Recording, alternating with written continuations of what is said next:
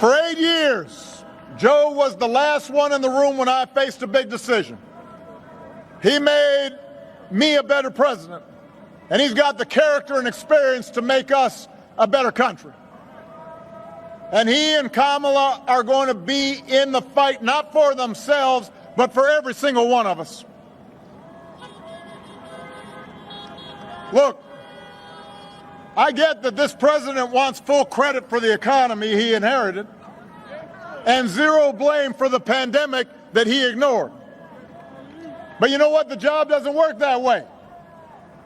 Tweeting at the television doesn't fix things.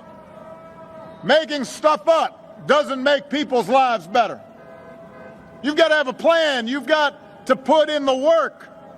And along with the experience to get things done, Joe Biden has concrete plans and policies that will turn our vision of a better, fairer, stronger country into a reality.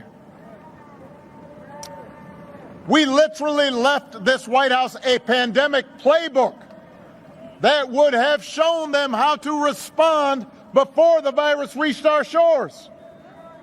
They probably used it to, I don't know, prop up a wobbly table somewhere. We don't know where that playbook went.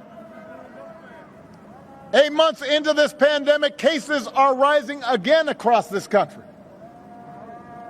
Donald Trump isn't suddenly going to protect all of us. He can't even take the basic steps to protect himself.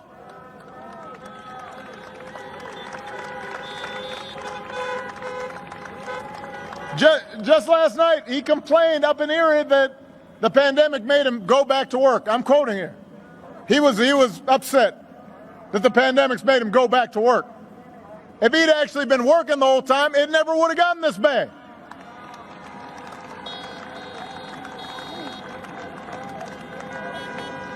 So look, here's the truth. I want to be honest here. This pandemic would have been challenging for any president.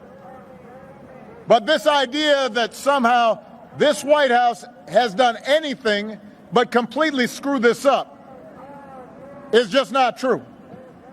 I'll give you a very specific example. Korea identified its first case at the same time that the United States did.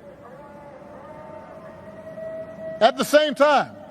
Their per capita death toll is just 1.3% of what ours is.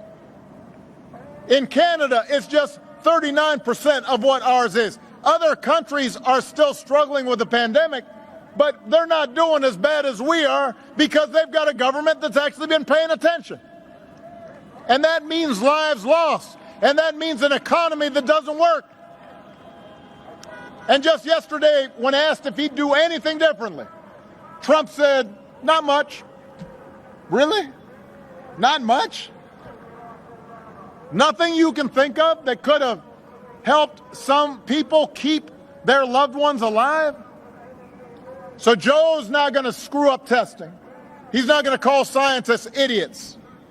He's not going to host a super spreader event at the White House.